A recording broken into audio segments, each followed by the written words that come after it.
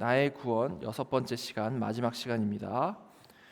영광스러운 완성 영화라는 제목으로 같이 말씀을 나누도록 하겠습니다. 빌립보서 3장 20절부터 21절까지인데요. 우리 같이 한 목소리로 읽도록 하겠습니다. 시작.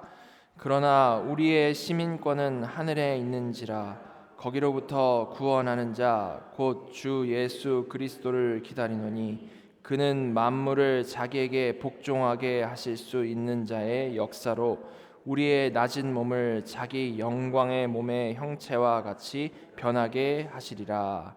아멘. 오늘 우리는 이 지난 몇 주간 우리가 함께 살펴본 이 구원의 서정 마지막 목적지에 다다르게 되었습니다. 처음부터 간단히만 좀 기억을 되짚어보게 되면요, 가장 먼저 우리는 아주 근본적인 질문에서부터 시작을 했습니다. 어떤 질문이었는지 기억이 나십니까? 그것은 스스로 있는 자이시고 온 우주의 창조주이신 하나님께서는 과연 누구시고, 또한 그 지극히 거룩하신 그분 앞에서 피조물인 우리는 과연 어떤 존재인가? 그 질문이었죠. 하나님은 누구시고 우리는 누구인가? 그죠? 우리는 이 질문 앞에서 생명의 근원으로부터 단절되어서 스스로 아무것도 할 수 없는 죄인이 우리이다라는 것을 고백할 수밖에 없었습니다. 그리고 바로 그런 영적인 죽음의 그 상태에서 우리에게 주어진 구원은 어떤 우리의 결단이나 우리의 노력이 아니고 죽은 나사로를 향해서 나오라라고 명하셨던 주님의 그 주권적인 부르심, 그 부르심이 또 우리를 다시 태어나게 하시는 그 중생, 그 거듭남으로써 우리가 우리의 구원을 시작하게 된다라고 말씀을 드렸죠. 그리고 그렇게 새 생명을 얻어서 영적인 눈을 뜬 자에게는 아주 필연적으로 자신을 보여주시는 그 선하신 하나님을 향한 믿음과 자신의 죄의 더러움을 보면서 경악하고 아버지께로 달려 돌아오는 회개, 그 믿음과 회개의 반응이 나타나게 된다라는 것을 우리가 살펴봤습니다. 그리고 그 믿음이라는 수단을 통해서 우리는 우리의 행위가 아니라 오직 그 그리스도의 완벽한 의를 전가받아서 법적으로 완벽히 의롭다함을 얻는 것, 의롭다 여김 받는 것, 즉 칭의를 얻게 된다라고 우리가 그것을 고백하고 또 우리가 살펴봤고요. 동시에 우리 안에 내주하시는 성령님을 따라 평생을 거룩하게 지어져가는 성화의 길을 걷게 된다라는 것을 우리가 같이 살펴봤습니다. 그리고 이 모든 놀라운 구원의 은혜는 우리가 온전한 순종을 하신 포도나무, 예수 그리스도께 접붙임된 살아있는 가지로서 받게 되는 구원이다라고 말씀을 드렸죠. 다른 말로는 주님과 믿음으로 연합됨으로써 가능한 것이다라는 그 내용을 같이 나눴습니다. 그리고 그 연합 안에서 우리는 더 이상 두려워하는 종이 아니죠. 두려워하는 종이 아니고 성령 안에서 마음껏 아빠, 아버지라고 부를 수 있는, 그리고 그 아버지의 그 특별한 인도하심을 우리 인생 동안 받게 되는 하나님의 양자가 되는 특권을 받게 된 자들이다라는 것을 우리가 같이 나눴죠. 자, 그렇다면 여러분, 지금까지 살펴본 이 모든 복된 구원의 여정의 마지막, 그 마지막이 무엇일까요? 그것이 바로 오늘 우리가 함께 살펴볼 구원의 서정의 그 마지막 단계가 되는 글로리피케이션, 영화인 것입니다. 영화. 자, 근데 이제 순서상으로는 그렇습니다. 그런데 사실 오늘 우리가 좀 가장 먼저 깊이 좀 생각하고 이해해야 될 부분이 있는데요. 이 영화라는 마지막 단계가 마지막 단계라고 해가지고 단순히 아득한 미래에 우리가 언젠가는 도달해야 할 그런 종착역인 것만이 아니고, 지금 현재와 관련이 있다라는 사실이죠. 우리가 늘 그렇게 막연히 미래로서만 생각을 하기 때문에 교회 다니면서 이 영화에 대한 생각을 잘 안 하게 됩니다. 지금 현재에 급급하기 때문에 영화가 있지라고만 생각하고 별로 생각을 안 하게 되죠.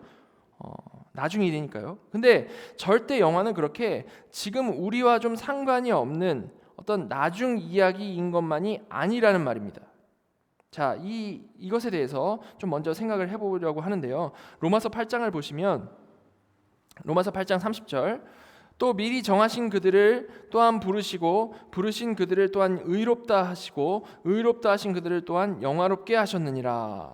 자, 신학자들은 이 구절을요 구원의 황금사슬이라고 부릅니다. 구원의 황금사슬. 왜냐하면 이 사슬을 이루는 이 하나하나의 고리들은 그 무엇으로도 결코 끊어질 수 없는 것이기 때문이죠. 하나하나 이제 보면 먼저 하나님께서 미리 정하신 자들이라고 했죠. 그 창세전에 예정하신 자들이 있는데 그들은 이 시간 안에서 예외 없이 부르심을 받습니다. 그죠? 정하신 자들은 부르시죠. 그리고 부르심을 받은 그 모든 사람들, 곧 거듭난 사람들은 믿음을 받고 바로 그 믿음을 수단으로 의롭다 여김을 받는다라고 했죠. 그죠? 지금 그 말씀을 하고 있는 겁니다. 그리고 의롭다 여김을 받은 모든 사람은 단 한 명의 탈락자도 없이 반드시 영화롭게 되는 겁니다. 그죠? 이렇게 하나님께서 시작하신 구원의 여정은 창세전 선택부터 영화까지 그 중도에 탈락하는 영혼은 단 한 명도 없는 거죠. 전능하신 하나님께서 시작하시고 전능하신 하나님께서 마치시는 황금 사슬인 겁니다. 자, 근데 여러분 이 구절 좀 자세히 살펴보면요, 우리의 그 기존 생각으로는 시제상으로 볼 때 좀 이상해 보이는 부분이 있습니다. 한번 보시죠. 어딘지 발견하셨나요? 그건 마지막에 보시면 영화롭게 하셨느니라입니다. 영화롭게 하셨느니라. 영화는 분명히 우리가 죽거나 주님께서 다시 오실 때에, 즉 미래에 일어날 일로서 주로 알려져 있는데 왜 바울 사도는 마치 과거에 일어난 일인 것처럼 영화롭게 하셨느니라. 영어로 보면 glorified라고 되어 있죠. 그리고 헬라어로 하면 이게 에독사센이라는 이제 부정과거 시제로 기록을 하고 있는데 왜 이렇게 썼겠냐라는 말입니다. 물론 이거는 뭐 당연히 문법적 실수가 아니겠죠. 성경에는 오류가 없습니다. 오히려 우리는 바울의 이런 표현을 통해서 영화롭게 하신다라는 것이 어떤 의미인지를 조금 더 정확하게 이해를 할 수가 있는 거죠. 자, 그래서 생각해 보도록 하겠습니다. 여러분, 바울은 왜 이를 부정과거 시제로 썼을까 하는 겁니다. 많은 신학자들은 이 하나님의 영원하신 관점으로 생각을 해봤을 때에, 그리고 이 절대 끊길 수 없는 황금 사슬에 포함된 영화이다라는 것을 생각을 해봤을 때에 이 영화라는 것은 너무나도 확실한 것이기 때문에 그렇게 쓰인 것이다. 미래지만 너무 확실한 것이기 때문에 이렇게 과거로 쓰인 것이다 라고 설명을 합니다. 너무 확실해서 이미 이루어진 사실과도 다름없다라는 의미에서 부정과거형으로 쓰였다라고 설명을 하고 있어요.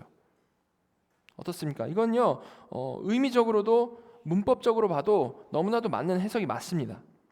하나님이 이루시는 구원은 조금의 변경이나 실패가 없기 때문에, 그래서 영화는 분명히 올 것이기 때문에 바울은 이거를 이제 부정과거형을 써가지고 확언을 했던 거죠.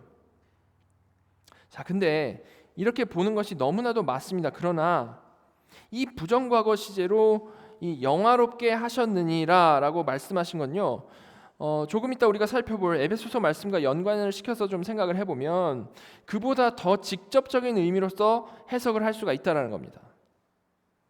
일단 이 영화롭게 하셨느니라를 미래에 있을 확실성으로 보지를 않고 정말로 문자적으로 과거에 일어난 일이라고, 과거에 일어난 일에 대한 말씀이라고 본다면, 자, 어떻게 그건 가능할까요?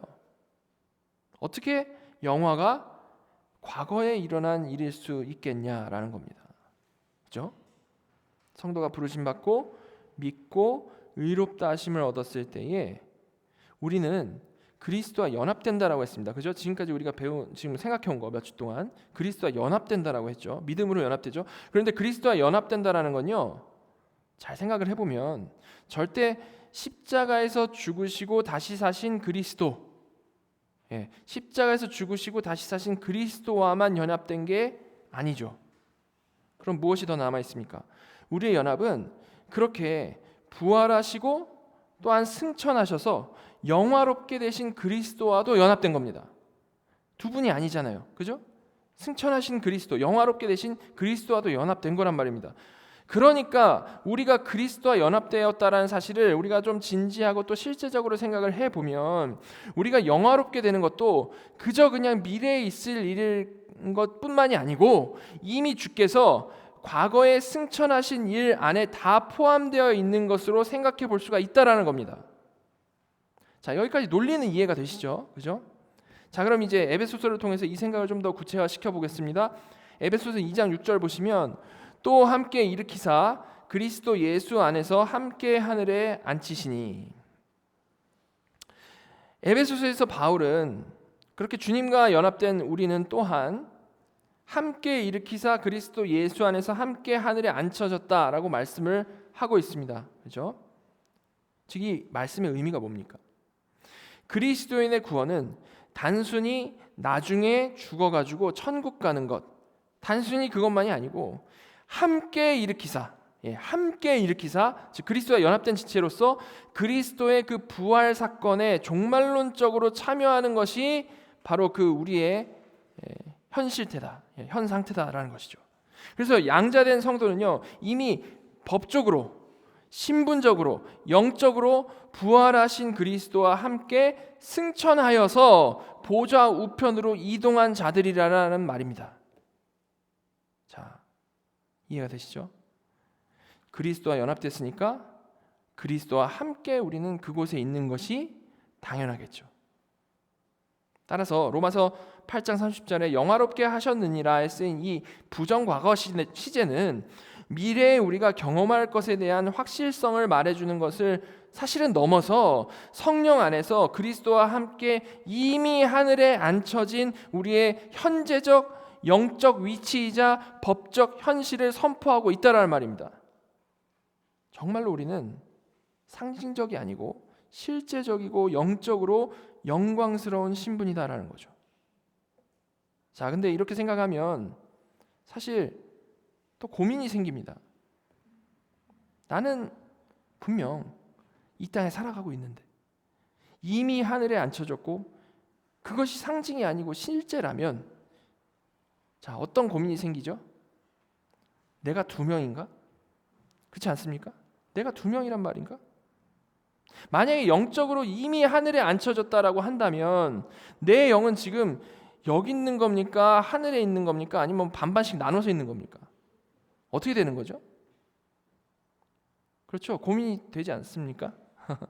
예, 고민이 됩니다. 따라서 우리는 이를 이해할 때 하늘에 앉혀졌다라는 의미도 정확히 무슨 말인 건지를 좀 잘 이해를 해야 되는 겁니다. 자, 여러분, 우리가 하나님 나라를 이야기할 때 이미 온 하나님 나라와 장차 올 하나님 나라를 구분해서 생각을 해왔죠. 그죠? 그리고 하나님 나라는 이미 이 시간 가운데 침투해서 하나님의 자녀들은 이미 그 하나님 나라를 살고 있다라고 하는 게 이미 온 하나님 나라였습니다. 그죠? 자, 이 개념 이걸 잘 생각해 보시면요, 사실 우리가 이미 예수 그리스도 안에서 하늘에 앉혀졌다라는 것이 무슨 의미인지를 이해할 수가 있는 겁니다.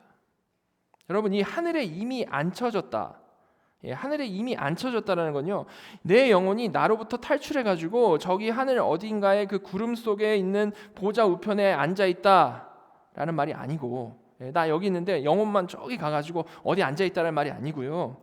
오히려 그 하늘이, 바로 그 하늘이 지금 이 땅에 이미 온 하나님 나라로 도래했고, 우리는 이미 온 그 하나님 나라 보좌 우편에 영적으로, 신분적으로, 그리고 실제적으로 앉은 자라는 말입니다. 그러니까 성도가 하늘 보좌 우편에 앉아 있을 수 있는 건요, 우리 영혼만 따로 떼어져 가지고 하늘에 올라가 있는 그런 게 아니고 하늘이 우리 가운데 도래했기 때문에 가능한 것이란 말이죠. 이미 온 하나님 나라 보좌 우편에 우리가 영적으로 앉아 있고, 이것이 바로 우리의 현재적 영화라는 말입니다. 바로 이 개념부터 우리는 정확히 해야 된다는 겁니다. 자, 그런데 그렇게 이미 온 하나님 나라, 그 이미 온 하늘에 앉은 우리의 그 너무나도 영광스러운 영적 지위, 그렇지 않습니까? 그 하나님 나라 보좌 우편에 이미 앉아 있는 너무나도 영광스러운 영적 지위는요, 아직 이 땅에서 씨름하면서 살아가는 우리의 실제 상태와는 이제 어떤 관계가 있는가를 우리가 또 생각을 해봐야겠죠. 그죠? 지금 살펴본 대로라면 나는 이미 예수 안에서 진짜로 영화롭게 된 거고, 이는 절대 변화될 수 없는 것인데, 그죠? 실제로는 어떻습니까? 여전히 죄와 싸우고 몸은 늙어가고 병들어가는 그런 삶을 살아가고 있지 않습니까? 그죠?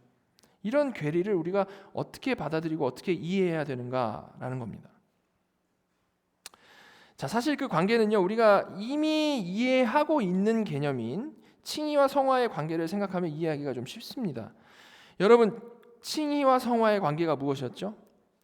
그건 우리가 칭의를 통해서 이미 법적으로 100% 의롭다 여김 받게 되었지만 아직 죄와 싸우는 성화의 과정을 살아간다라는 것이 그 관계였습니다. 그리고 그 성화를 통해서 죄짓고 살아가던 우리의 그 실제 상태는요, 성령 안에서 성령님의 능력으로 점점 그 칭의함 받은 우리의 그 의로운 지위, 의로운 신분을 닮아가는 쪽으로 자라난다라는 것이 칭의와 성화의 관계였죠. 그죠? 자, 이와 마찬가지의 관계가 이 영화에도 적용이 되는 겁니다. 어떻게 그럴까요? 우리는 이미 그리스도 안에서 법적으로, 영적으로 100% 영화롭게 되어서 이미 온 하나님 나라 보좌 우편에 앉아 있는 존재입니다. 그죠? 그런데 그것이 끝이 아니고 이제 그 영광스러운 신분이 이 시간 가운데 죄짓고 살아가는 우리의 실제 상태를 조금씩 변화시켜가는 적용의 시간이 남아 있는 거죠. 즉 아직의 과정이 우리 인생 가운데 남아 있다라는 겁니다. 이미 영광스럽지만 아직의 과정이 남아 있다라는 거죠. 즉 이 현재적 영화라는 것은 이 칭의와 같은 맥락에서 이해하면 이해가 쉽다라는 겁니다. 그렇죠? 자, 근데 이제 이걸 또 잘 생각을 하다 보면 또 질문이 생기는데요. 질문이 안 생기고 저만 생기는 건가요? 질문이 생길 수밖에 없습니다. 잘 생각해 보시면 뭡니까? 이 현재 누리는 영화, 현재적 영화가 그럼 과연 칭의와 그럼 뭐가 다른 건가? 칭의와 뭐가 다른 건가? 그렇죠? 괜히 같은 것을 복잡하게 지금 막 다르게 말하고 있는 거 아닌가라는 그런 질문이 생기는 겁니다. 물론 그렇지가 않습니다. 각 용어에는 더 풍성한 의미들이 있죠. 자, 성경에서 분명히 구분해서 말하는 이유가 있는 건데요. 자, 다른 점은 그 강조점에 있습니다. 강조점. 자, 일단 칭의는 어떤 강조점이 있죠? 칭의는 어떻게 죄인이 허물과 죄로 죽어있는 그 죄인이 어떻게 용서받는가에 대한 강조점이 있죠. 그것에 대한 답이 칭의인 겁니다. 그렇지 않습니까? 그리스도께서 온전한 순종을 하시고 부활하심으로 그로 인해 죄책이 없어지고 의를 전가받는 것이 칭의이죠. 그죠? 우리 죄에 대한 해결인 겁니다. 그래서 우리가 이 칭의에 대해서 항상 가장 많이 얘기를 나누지 않습니까? 너무 가장 중요하기 때문에.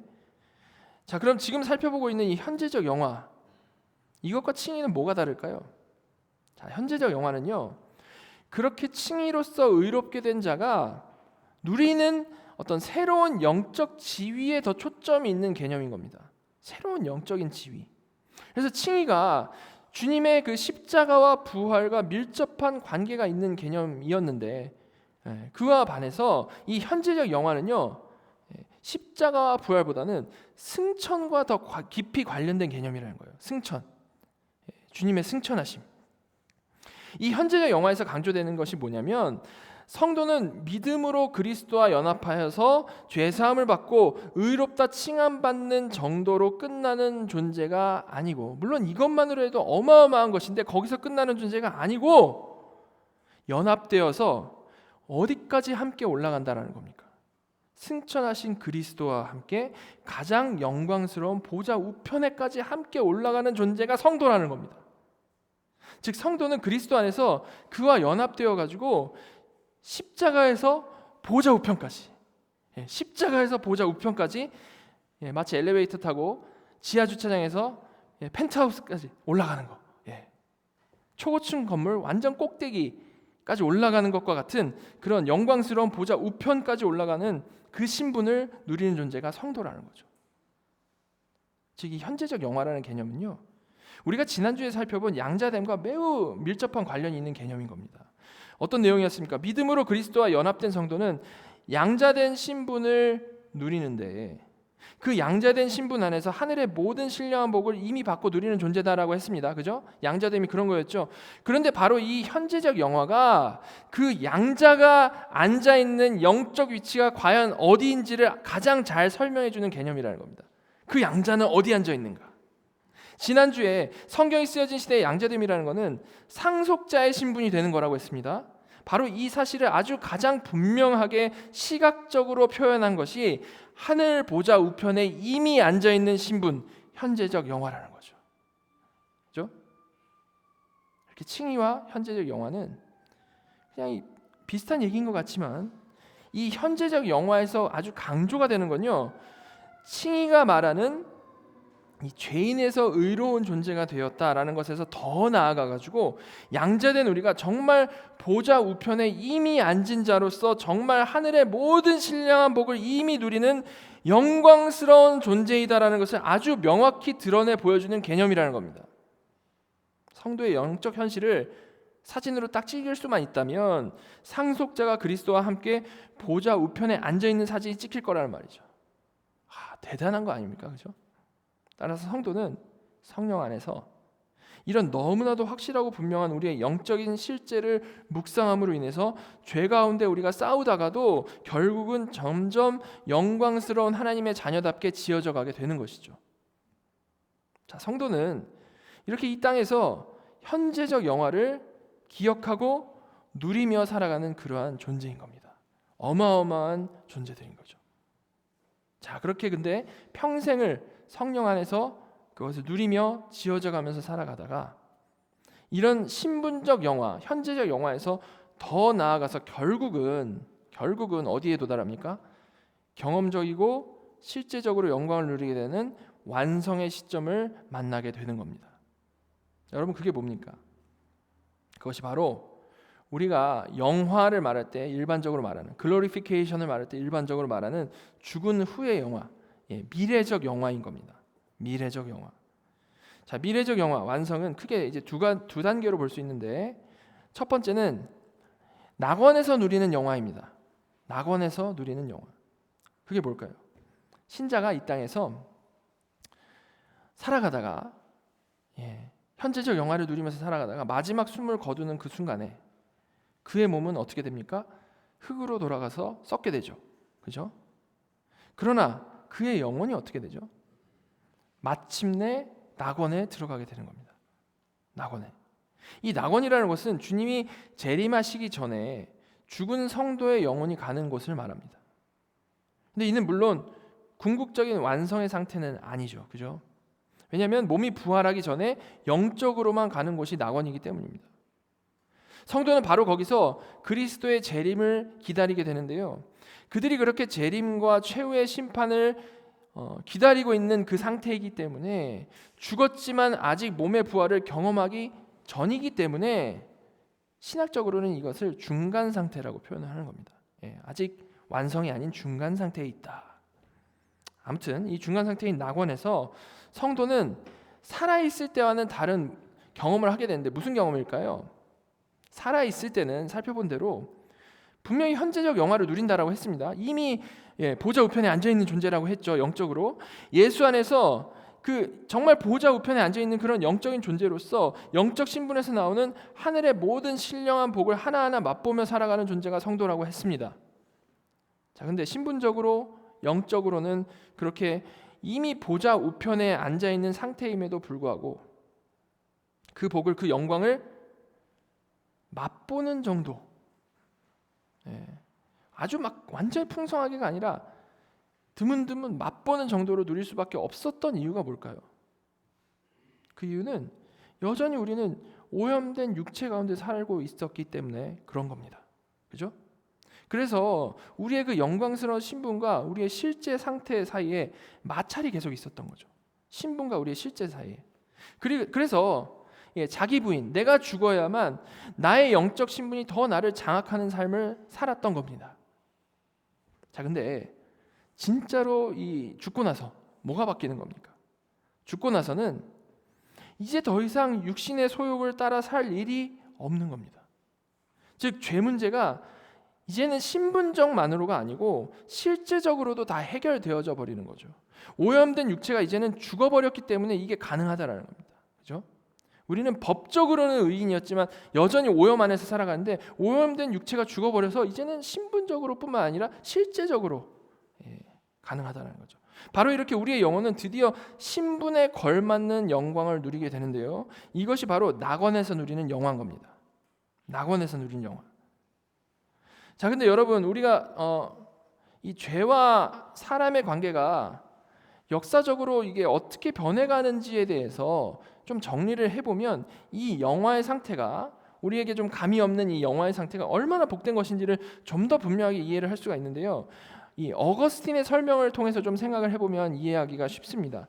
먼저 태초의 에덴에서의 아담, 태초의 에덴에서의 아담은요, 어떤 상태였죠? 맨 처음에 죄를 짓지 않을 수 있는 상태였습니다. 죄를 짓지 않을 수 있는 상태. 우리가 잘 알듯이 원죄 아래 태어난 모든 인류는요, 죄를 짓지 않을 수 없는 상태죠. 그죠? 즉 죄 아래 있어서 죄를 지을 수밖에 없는 전적 타락의 상태 안에 놓여 있습니다. 근데 태초의 아담은 이것과는 다르게 정말 죄를 안 짓고 의지적으로 하나님을 따를 수 있는 사람이었고, 반대로 의지적으로 죄를 지을 수도 있는 온전한 자유의지를 가진 사람이었다라는 겁니다. 그런데 그런 상태에서 의지적으로 선악과를 따먹음으로 그의 모든 후손은 이제 죄밖에 지을 수 없는 허물과 죄로 죽어버린 상태가 된 것이죠. 그죠? 자, 그런데 우리가 지금 살펴본 대로 구원받은 하나님의 자녀들, 현재적 영화를 누리는 그 하나님의 자녀들은 이 땅에서 어떤 상태를 살아갑니까? 성령 안에서 드디어 죄를 안 지을 수 있는 능력을 회복한 상태인 겁니다. 죄를 안 지을 수도 있는 능력을 회복한 상태예요. 전적으로 타락한 죄인은 죄밖에 내어놓을 게 없었어요. 그런데 성도는 성령님의 능력으로 드디어 죄를 안 짓고 선을 행할 수 있는 능력 아래서 성화의 삶을 살아가게 된다는 겁니다. 완벽하진 않지만 죄를 안 지을 수 있는 능력을 갖게 되었다는 거예요. 너무 귀한 회복이 일어난 거죠. 그죠? 자, 그런데 우리는 지금 이제 미래 경험할 영화의 상태에 대해서 생각을 해보고 있는 중이죠. 이 영화의 상태에서 성도와 죄와의 관계가 어떻습니까? 그것은 바로 더 이상은 죄를 지을 수가 없는, non posse peccarea 그러죠. 죄를 지을 수가 없는 상태인 겁니다. 이 땅에서 성도는 성령 안에서 죄를 안 지을 수도 있는 존재가 되었지만 여전히 죄와 씨름하면서 지금 우리 살고 있지 않습니까? 그죠? 안 지을 수도 있지만 여전히 죄와 씨름하면서 살아가고 있는데, 영화의 상태에서는 더 이상 죄를 지을 수가 없는, 근데 강압적으로 죄를 지을 수가 없는 게 아니고 하나님을 알고 하나님을 사랑하기 때문에 참 자유 안에서 의지적으로 죄를 안 짓는 복된 상태를 누리게 된다라는 겁니다. 영화의 상태에서는. 이 땅에 살아갈 때는 영적으로 이미 보좌 우편에 앉아 있음에도 불구하고 수시로 하나님 반대로 향하던 우리의 그 의지와 우리의 그 욕망이 그 영화의 때에는 하나님의 그 선하신 뜻과 너무나도 완벽하게 일치돼 가지고 움직이기 때문에, 우리의 의지와 욕망도 그 하나님의 마음과 똑같아지기 때문에 우리가 죄를 선택한다는 건 더 이상 생각할 수도 없는 일이 되는 거죠. 그죠? 좋아서 행하는, 그 완벽히 순수하게. 그죠? 따라서 이런 죽은 후의 영화의 상태에서 우리는 타락 이전에 그 에덴에서 아담보다 비교할 수 없이 높고 완벽한 생명을 누리게 되는 겁니다. 전혀 흔들림 없는 자가 되는 거지. 그죠? 비교할 수 없이 높고 완벽한 생명, 영생을 누린다는 겁니다. 자, 이렇게 성도는 육의 죽음과 함께 죄를 지을 수가 없는 상태, 곧 성화의 완성에 이르게 되는 거죠. 그래서 이미 이 땅에서부터 법적으로 영적으로 맛보던 그 영광을 이제는 실제적으로 경험적으로 완벽하게 누리게 되는 것인데요. 더 이상 이제 죄의 유혹과 싸울 필요가 없는 그런 상태, 오직 기쁨으로 하나님을 대면하는 복된 상태를 계속해서 누리게 된다라는 거죠. 이렇게 성도는 죽을 때에 거룩함에 있어서 온전하게 되어서 그 복된 영화를 완벽히 누리는 존재가 되어버리는 겁니다. 자, 근데요, 이 복된 상태, 너무 복된 상태인데 이거 역시 구원의 최종 완성, 컨서메이션은 아닌 거죠. 왜냐하면 우리는 영혼만 영화롭게 되면 되는 게 아니고 몸과 영혼, 그죠? 전인이 영화롭게 되어야 하기 때문입니다. 그래서 이 미래적인 영화는요, 결국 낙원에서 누리는 영화에서 끝나는 게 아니라 몸의 영화로 완성이 되게 되는 거죠. 몸의 영화. 자, 여러분, 몸의 영화 언제 일어납니까? 빌립보서 2장 20절부터 21절 제가 다시 읽겠습니다. 그러나 우리의 시민권은 하늘에 있는지라 거기로부터 구원하는 자 곧 주 예수 그리스도를 기다리노니 그는 만물을 자기에게 복종하게 하실 수 있는 자의 역사로 우리의 낮은 몸을 자기 영광의 몸의 형체와 같이 변하게 하시리라. 몸의 영화는 그리스도께서 다시 오시는 그날 일어나게 되는 겁니다. 그리스도께서 다시 오시는 그날에. 자, 좀 더 구체적으로 어떤 일이 일어나는지 보면요. 데살로니가전서 4장 16절부터 17절. 주께서 호령과 천사장의 소리와 하나님의 나팔 소리로 친히 하늘로부터 강림하시리니 그리스도 안에서 죽은 자들이 먼저 일어나고 그 후에 우리 살아남은 자들도 그들과 함께 구름 속으로 끌어올려 공중에서 주를 영접하게 하시리니 그리하여 우리가 항상 주와 함께 있으리라. 그죠? 자, 그리고 이어서 고린도전서 보시면 고린도전서 15장 51절부터 53절입니다. 보라 내가 너희에게 비밀을 말하노니 우리가 다 잠잘 것이 아니요 마지막 나팔의 순식간에 호련이 다 변화되리니 나팔 소리가 나매 죽은 자들이 썩지 아니할 것으로 다시 살아나고 우리도 변화되리라. 이 썩을 것이 반드시 썩지 아니할 것을 입겠고 이 죽을 것이 죽지 아니할 것을 입으리로다. 그죠? 예고편입니다. 그죠? 구약에서도 완벽하게 다 성취된 것처럼 이것도 분명히 이렇게 성취가 되게 될 것이죠. 자, 먼저 일단 데살로니가전서 보시면 주님이 재림하실 때 그리스도 안에서 죽은 자들이 먼저 일어난다라고 말씀을 하고 있어요. 이거는 역사상 죽었던 성도들이죠. 즉 지금 그 사람들 어디 있습니까? 낙원에 있는 사람들이죠. 낙원에서 영혼의 영화를 누리고 있는 그 성도들이 먼저 부활한다. 곧 먼저 몸의 영화를 누린다라고 말씀을 하고 있어요. 그리고 데살로니가전서에는 이게 좀 잘 안 나타 있지만 고린도전서에 보시면 주님이 재림하실 때 살아있던 성도들도 부활의 몸으로 변화된다라고 말씀을 하고 있습니다. 살아있던 성도들도 부활의 몸으로 변화된다. 그리고 다 같이 구름 속으로 즉 하나님의 영광 아래 끌어올려져서 공중에서 주를 영접한다라고 말씀을 하고 있죠. 몸의 영화에 대한 묘사인 겁니다. 자, 이렇게 성경이 말하는 영화는 몸의 영화로 완성이 되게 되는데 이로 인해 기독교 신앙이 이 육체를 악한 감옥처럼 여기는 이원론, 영지주의와는 완전히 다르다는 것을 우리는 다시 한번 확인을 할 수가 있는 거죠. 하나님은 절대 우리 몸을 버리시는 게 아닙니다. 버리시는 게 아니고 구속하시고 영화롭게 하시는 하나님이시라는 거죠. 따라서 우리가 소망할 곳은 육체 없는 어떤 유령이 떠다니는 것과 같은 천상이 아니고요. 영화에 맨날 나오는 머리에 링 달고 구름 사이를 날아다니는 그런 천상이 아니고요. 부활한 영화로운 몸으로 지금보다 더 실제적으로 살아갈 새하늘과 새 땅인 겁니다. 새하늘과 새 땅. 우리는 그 새하늘과 새 땅에서 더 이상 죄와는 상관없이 영생을 누리게 되는 거죠. 여러분 이걸 우리가 정말 깊이 묵상하고 정말 풍성히 묵상하면서 소망하면서 살 수 있으면 좋겠습니다. 자, 그렇다면 우리가 이 복된 새하늘과 새 땅에서 살아가게 될 건데, 그죠? 그때 우리가 입게 될 영광스러운 몸, 과연 어떤 모습일까요? 영광스러운 몸. 지금 몸 중에서 가장 이쁠 때가 그때 몸일까요?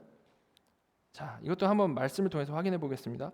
고린도전서 15장에 보시면 이 영광스러운 몸은 지금 우리 몸과는 질적으로 다르다는 것을 네 가지 놀라운 대조를 통해서 설명을 하고 있어요. 고린도전서 15장 42절부터 44절입니다. 죽은 자의 부활도 그와 같으니 썩을 것으로 심고 썩지 아니할 것으로 다시 살아나며 욕된 것으로 심고 영광스러운 것으로 다시 살아나며 약한 것으로 심고 강한 것으로 다시 살아나며 육의 몸으로 심고 신령한 몸으로 다시 살아나나니 육의 몸이 있은즉 또 영의 몸도 있느니라. 자, 먼저 썩을 우리의 육체가 썩지 아니할 육체가 되고, 그죠? 죄로 인해 욕된 육체가 영광스러운 육체가 되는 거고, 약해서 늘 병에 걸리고 결국 죽음에 이르는 그 몸이 강한 몸이 되는 것이고, 마지막으로 이 모든 특성을 종합적으로 평가한 표현으로서 육의 몸이 신령한 몸으로 다시 살아나는 것이다라고 말씀을 하고 있습니다. 여러분, 여기서 이 신령한 몸이라는 것은 신령하다라고 해가지고 어떤 유령처럼 비물질적인 몸이 된다는 말이 절대 아닙니다. 그죠? 44절에서 말하는 육의 몸은요, 첫 아담에게서 물려받은 흙에 속한 형상이죠. 그죠? 그래서 자연적인 생명 원리로서 움직이는 몸입니다. 그렇다면 이 신령한 몸은 이제 첫 아담이 아니라 마지막 아담이신 그리스도의 그 형상을 따라서 성령님에 의해서 완벽하게 생명을 부여받고 통제되는 그러한 몸인 것이죠. 즉 다가올 시대에 이 영광스러운 삶에 완벽하게 적합한 진짜 하늘에 속한 형상의 그러한 몸이라는 겁니다. 자, 거듭난 성도 모두가 그러한 신령한 몸으로 부활하게 된다라는 겁니다. 그러니까 우리 기대를 넘어서는 거죠. 우리로서는 상상할 수 없는 몸이 된다는 거예요. 자, 근데 빌립보서 3장 21절 보시면 그는 만물을 자기에게 복종하게 하실 수 있는 자의 역사로 우리의 낮은 몸을 자기 영광의 몸의 형체와 같이 변하게 하시리라.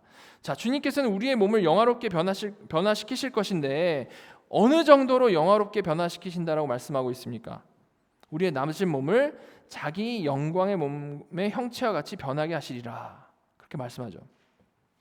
즉 성도가 나중에 부활해서 갖게 될 몸, 부활해서 갖게 될 그 몸은 부활하시고 승천하신 그리스도의 그 영광스러운 몸과 비슷하지만 그보다 질이 좀 떨어지는 그게 아니에요. 그것만 해도 어마어마한 건데 그게 아니고 그리스도의 몸의 형체와 같이 변하게 하실 것이다 라고 말씀을 하고 있습니다. 즉 부활하신 그리스도의 몸이 바로 우리가 장차 입게 될 그 몸의 원형이 된다는 거예요. 그래서 고린도전서에서는 주님을 부활의 첫 열매라고 말씀을 하는 거죠. 부활의 첫 열매. 그죠? 우리도 똑같이 그렇게 될 거니까. 자, 그런데 하나님께서는 이거를 어떤 식으로 이런 완벽한 변화를 이루시는 걸까요? 자, 그 방식을 우리가 좀 살펴보면 이거 더 놀랍습니다. 절대 그냥 이제 죽고 부활했으니까 자동적으로 막 그렇게 되는 게 아니죠. 자, 제가 몇 주 전에 믿음과 회개에 대해서 이제 설명을 막 할 때 우리가 믿음을 가질 수 있게 되는 거는 허물과 죄로 죽었던 인간이 살아났기 때문에, 영적으로 살아났기 때문에, 그리고 살아나서 이제는 말씀을 통해서 하나님을 영적으로 봐버렸기 때문에 그 보게 된 하나님을 믿을 수밖에 없다라고 했습니다. 그죠? 그 어마어마하신 영광스러운 하나님을 이제 살아나서 봐버렸는데 어떻게 안 믿겠어요? 믿을 수밖에 없는 거죠. 근데 이 영화의 때에도 그 기본적인 원리가 같은 겁니다. 하나님을 봄으로써 영화롭게 된다는 거죠. 자, 영화의 때 하나님을 어떻게 봅니까? 고린도전서 13장 12절. 지금 우리는 거울로 보는 것 같이 희미하게 보나 그때에는 얼굴을 대하여 볼 것이요 지금은 내가 부분적으로 아나 그때에는 주께서 나를 아신 것 같이 내가 온전히 알리라. 이 땅에서 거듭난 성도는 살아났기 때문에 영의 눈을 떴고요. 하나님을 영적으로 봅니다. 그죠? 그러나 우리가 보는 수준은 거울로 보는 것과 같이 희미하게 부분적으로 보는 것이란 말이죠. 물론 여기서 말하는 거울은 우리가 쓰는 거울이면 너무 잘 보이지 않습니까? 그게 아니고 그 시대에 사용하던 어떤 구리 거울, 청동 거울 이런 겁니다. 아무리 잘 닦아도 희미하게밖에 볼 수 없는 그런 거울을 말하는 거죠. 바울은 우리가 이 땅에서 하나님을 보는 수준이 겨우 그 정도라는 겁니다. 물론 그 정도만으로도 하나님을 본 자는, 진정으로 본 자는 믿음으로 반응할 수밖에 없는 거죠. 그 정도만 봐도, 청동 거울로 봐도, 그죠? 그 믿음으로 의롭다 여김 받는 거고요. 그러나 하나님을 본다라는 것은 절대 그게 다가 아니라는 겁니다. 여러분 그때에는, 즉 그 영화의 때에는 어떻다라고 말씀을 하고 있죠? 그때에는 주님의 얼굴을 대하여 볼 것이고, 그때에는 주께서 나를 아신 것 같이 나도 주님을 온전히 알게 된다라고 말씀을 하고 있습니다. 즉 이제 더 이상 우리가 주님을 보는 수준이요 청동 거울로 보는 수준이 아니라는 거예요. 지금 우리는 아무리 갈고 닦아도 청동 거울을 통해서 보는 수준인데 이제 그 수준이 아니라는 겁니다. 자, 이에 대해서 요한도 동일한 내용의 말씀을 전하는데요. 요한일서 3장 2절. 사랑하는 자들아, 우리가 지금은 하나님의 자녀라. 장래에 어떻게 될지는 아직 나타나지 아니하였으나 그가 나타나시면 우리가 그와 같을 줄을 아는 것은 그의 참모습 그대로 볼 것이기 때문이니.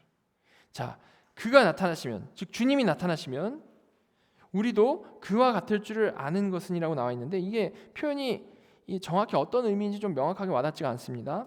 그래서 제가 이 세번역 성경을 넣어놨는데요. 보시면 어떻게 해석하고 있습니까? 그리스도께서 나타나시면 우리도 그와 같이 될 것임을 안다. 그리스도께서 딱 나타나시면 우리도 그와 같이 될 것임을 안다 라고 해석을 하고 있습니다. 즉 주님이 나타나시면 우리도 주님과 같이 정말 변화될 것이라는 그런 말씀인데, 놀라운 것은 그 이유를 그의 참모습 그대로 볼 것이기 때문이다라고 말씀하는 거죠. 여러분, 말씀드린 대로 성도가 이 땅에서 거듭나서 주님을 영적으로 보게 되면 그 보게 된 하나님을 향한 믿음이 생긴다라고 했습니다. 그런데 딱 그와 같은 방식으로 성도가 죽어서 주님을 이제 실제로 보게 되면 그 봄으로 인하여 성도는 그리스도와 같이 변화된다라고 말씀을 하고 있는 거죠.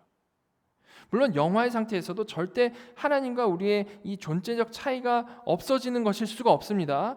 영원히 하나님은 창조주이시고 영원히 우리는 피조물이죠. 그러나 성도는 정말로 그리스도와 연합됐기 때문에 그리스도와 다른 종류의 어떤 그리스도는 좀 특별하시니까 여기 계시고 다른 종류의 어떤 몸으로 변화되는 게 아니고 성육신하신 그리스도께서 죽으시고 부활하심으로 갖게 된 그 부활체와 같은 종류의 육체로 변화되게 된다는 겁니다. 이렇게 주께서 이 땅에 오실 때는요, 한없이 낮아지셔서 우리와 똑같이 성육신을 하셨지만, 그죠? 우리가 장차 새하늘과 새 땅에서 갖게 될 우리의 몸은요, 한없이 높아져서 그리스도의 몸과 같이 변화된다는 거죠. 여러분, 성도의 미래가 이렇게도 영광스러운 것이라는 말입니다. 엄청난 것이죠. 그리스도와 같은 몸을 갖게 된다. 자, 이렇게 해서 마지막 이 영화 단계까지 우리 구원에 대해서 우리가 하나하나 살펴봤습니다.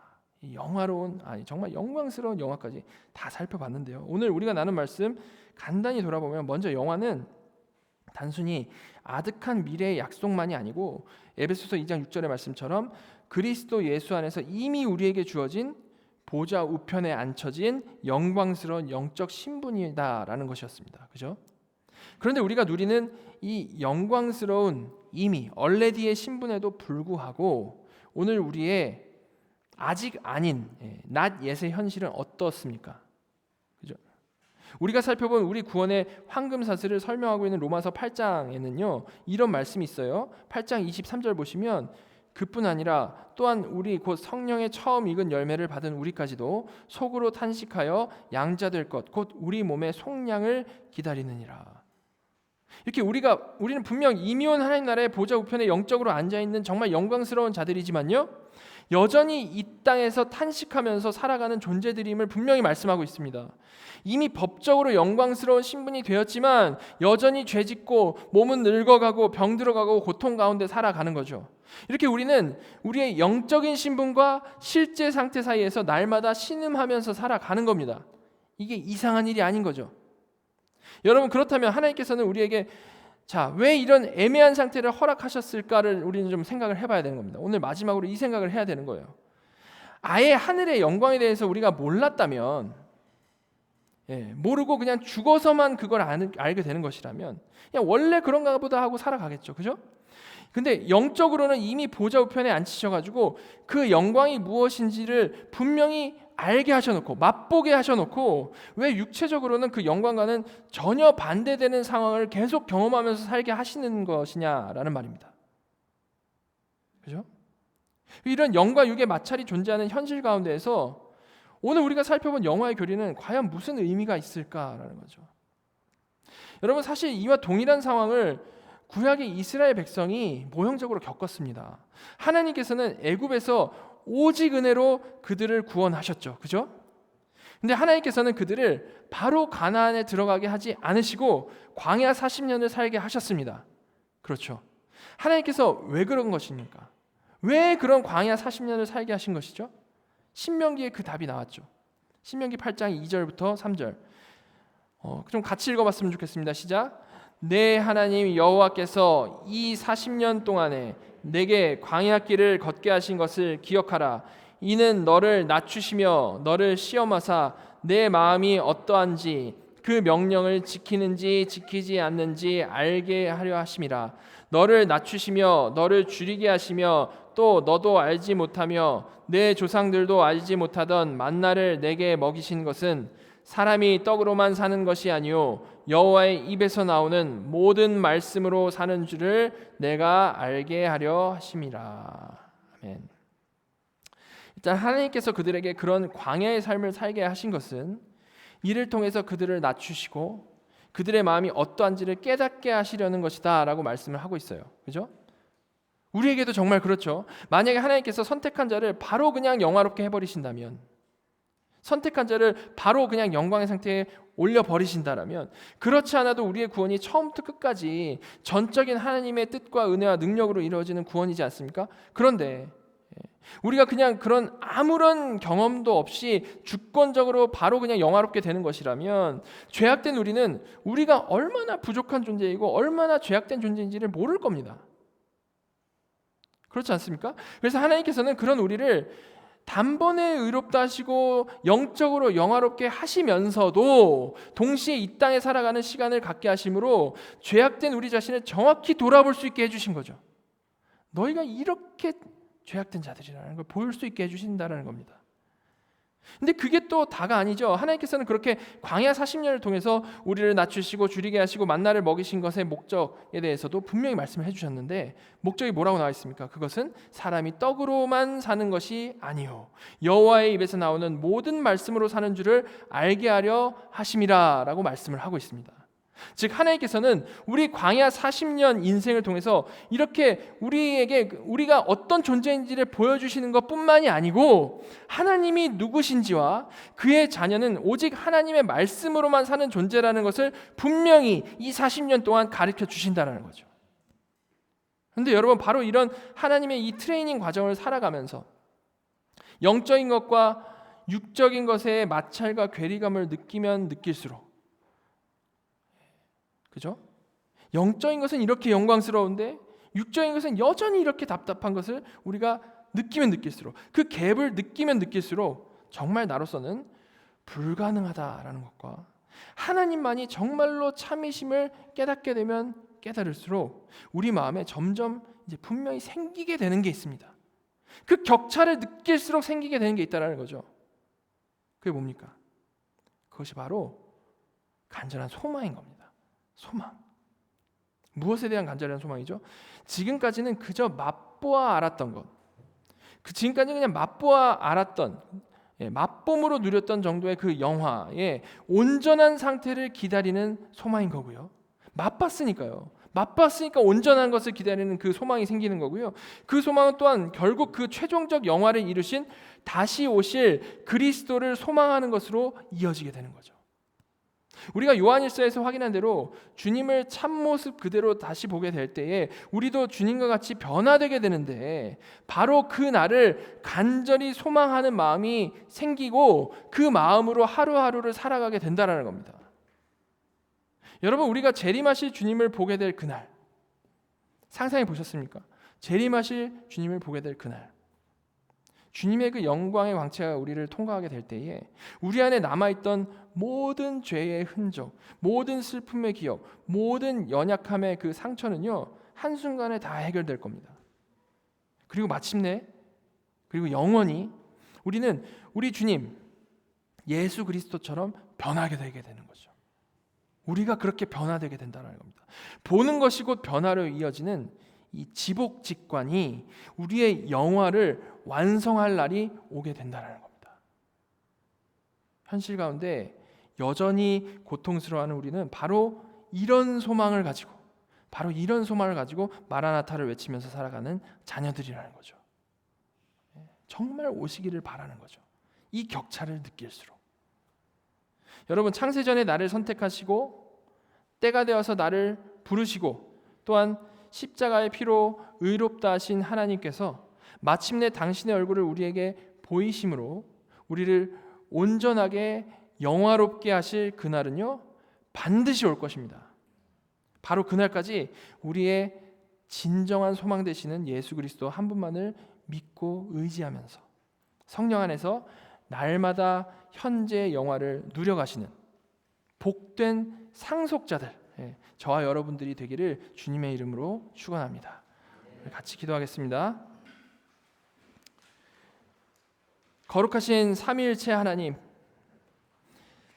예수님의 십자가로 허물과 죄로 죽어있던 우리의 죄를 대속하신 것뿐만이 아니라 의롭다 여겨주시고 의롭다 여겨주신 것뿐만이 아니라 양자 삼으셔서 하늘 보좌 우편에 앉아 하늘의 모든 신령한 복을 누릴 수 있게 하여 주신 정말로 다 깨달을 수 없고 측량할 수도 없는 은혜를 우리에게 내려주신 것에 감사드립니다.